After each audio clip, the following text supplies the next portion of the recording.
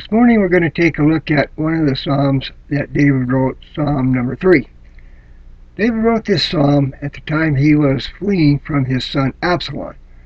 His son Absalom had decided to rebel against his father David and to try to take the throne away from him. And instead of David fighting against his son, David leaves. And we find this story in 2 Samuel chapter 15.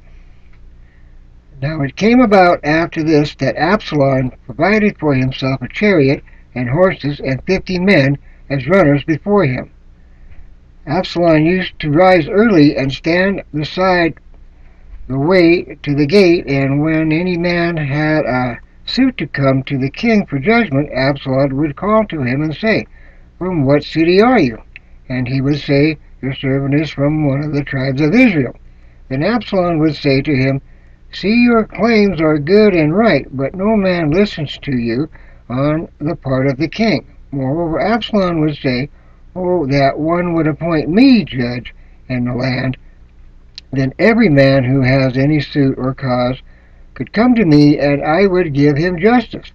And when a man came near to prostrate himself before him, he would put his hand on him and take hold of him and kiss him. In this manner Absalom dwelt with all Israel who came to the king for judgment. So Absalom stole away the hearts of the men of Israel. Now it came about at the end of 40 years that Absalom said to the king, "Please let me go and pay my vow which I have vowed to the Lord in Hebron. For your servant vowed a vow while I was living in Gersha in Aram, saying, If the Lord shall indeed bring me back to Jerusalem, then I will serve the Lord." The king said to him, "Go in peace." So he arose and went to Hebron. But Absalom sent spies throughout all the tribes of Israel, saying, "As soon as you hear the sound of the trumpet, then you shall say, Absalom is king in Hebron."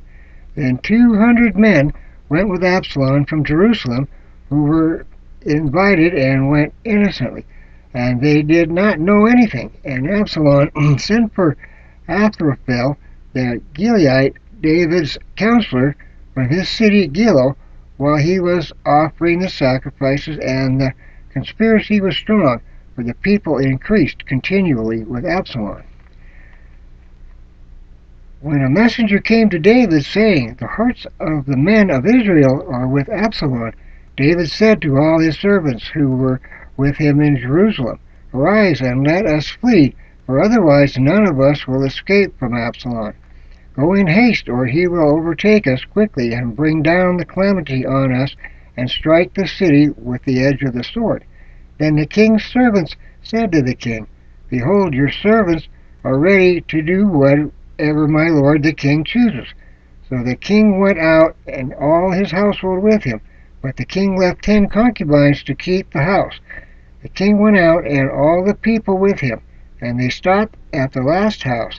Now all his servants passed on beside him, all the Cherethites and the Pelethites and all the Gittites, 600 men who had come with him from Gath, passed on before the king. Then the king said to Ittai the Gittite, "Why will you also go with us? Return and remain with the king, for you are a foreigner and also an exile. Return to your own place. You came only yesterday, and I shall today make you wander with us while I go where I will. Return and take back your brothers. Mercy and truth be with you." But Ittai answered the king and said, "As the Lord lives, and as my lord the king lives, surely wherever my lord the king may be, whether or death or for life, there also your servant will be." Therefore David said to Ittai, "Go and pass over." So Ittai the Gittite passed over with all his men and all the little ones who were with him. While the country was weeping with a loud voice, all the people passed over. The king also passed over the brook Kidron, and all the people passed towards the way of the wilderness. Now behold, Zadok, who also came, and all the Levites with him, carrying the ark of the covenant of God. And they set down the ark of God, and Abiathar came up until all the people had finished passing from the city. The king said to Zadok, "Return the ark of God to the city. If I find favor in the sight of the Lord, then he will bring me back again and show me both it and his habitation. But if he should say thus, I have no delight in you, behold, here I am, let him do to me as he seems good to him."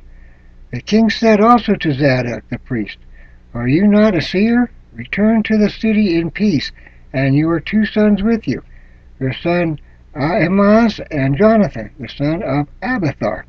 See, I am going to wait at the fords of the wilderness until word comes from you to inform me."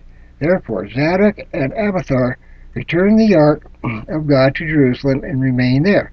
And David went up the ascent of Mount of Olives and wept as he went, and his head was covered, and he walked barefoot.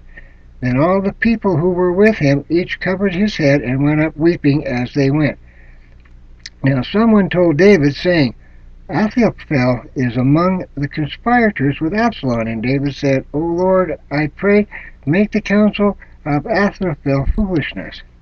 It happened as David was coming to the summit where God was worshipped, and behold, Hushai the Archite met him with his coat torn and dust on his head. David said to him, "If you pass over with me, then you will become a burden to me. But if you return to the city and say to Absalom, I will be your servant, O king, as I have been your father's servant in time past, so I will now be your servant, then you can thwart the counsel of Ahithophel for me. Are not Zadok and Abiathar the priest with you there? So it shall be that whatever you hear from the king's house you shall report to Zadok and to Abiathar the priest. Behold, their 2 sons are with them there, Ahimaaz Zadok's son, and Jonathan, Abiathar's son, and by them you shall send me everything that you hear." So Hushai, David's friend, came to the city, and Absalom came to Jerusalem. It was during this time that King David wrote Psalm 3. And it goes, "O Lord, how my adversaries have increased. Many are rising up against me. Many are saying of my soul, there is no deliverance for him in God. Selah.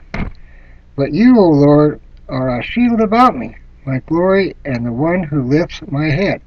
I was crying to the Lord with my voice, and he answered me from his holy mountain. Selah. I lay down and slept. I awoke, for the Lord sustains me. I will not be afraid of 10,000 people who have set themselves around me. Arise, O Lord, and save me, O my God, for you have smitten all my enemies on the cheek. You have shattered the teeth of the wicked. Salvation belongs to the Lord. Your blessing be upon your people. Selah. And so now we know a little bit about Psalm 3 and when David wrote it and the circumstances of why he wrote it.